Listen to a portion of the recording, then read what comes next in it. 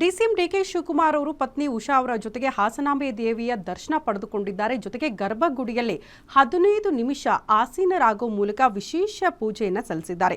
ಶಕ್ತಿಯುತವಾದ ನಾರಾಯಣಿ ನಮಸ್ಕಾರ ಮಂತ್ರ ಮತ್ತು ಖಡ್ಗಮಾಲಾ ಸ್ತೋತ್ರ ಪಠನೆ ಕೂಡ ಮಾಡಿದ್ದಾರೆ. ನಾರಾಯಣಿ ನಮಸ್ಕಾರ ಮಂತ್ರ ದುರ್ಗಾ ಸಪ್ತಸತಿಯ 11ನೇ ಅಧ್ಯಾಯದಲ್ಲಿ ಬರುವ ಮಂತ್ರವಾಗಿದೆ.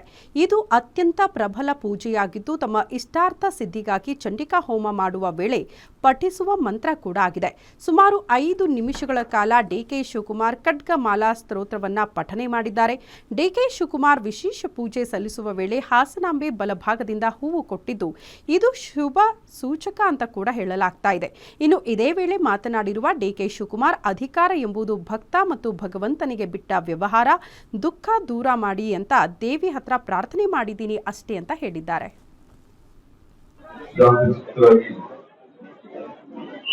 ತಾಯಿ ನಮ್ಮೆಲ್ಲರೂ ಕೂಡ ದರ್ಶನ ಭಾಗ್ಯವನ್ನ ಪ್ರತಿ ವರ್ಷ ದಿನಗಳ ಕಾಲ ಮಾಡಿಕೊಳ್ಳುವಂತ ಒಂದು ದೊಡ್ಡ ಐತಿಹಾಸಿಕ ಪದವಿ ನಾವೆಲ್ಲ ನೋಡ್ತಾ ಇದ್ದೀವಿ. ದುಃಖವನ್ನ ದೂರ ಮಾಡುವಂತಹ ದೇವಿ ದುರ್ಗಾದೇವಿ, ಆ ದೇವಿಯ ಸ್ವರೂಪಿ. ಇವತ್ತು ನಾವೆಲ್ಲ ಈ ಜನರ ಇಷ್ಟು ಆಕರ್ಷಣೆ, ಆ ತಾಯಿಯ ಆಶೀರ್ವಾದವನ್ನು ಪಡ್ಕೊಂಡು ನೆಮ್ಮದಿ, ಶಾಂತಿ, ಬದುಕನ್ನ ಪಡ್ಕೊಳ್ಬೇಕು ಅಂತ ಹೇಳಿ ಇವತ್ತೇನು ಜನ ಬರ್ತಾ ಇದ್ದಾರೆ.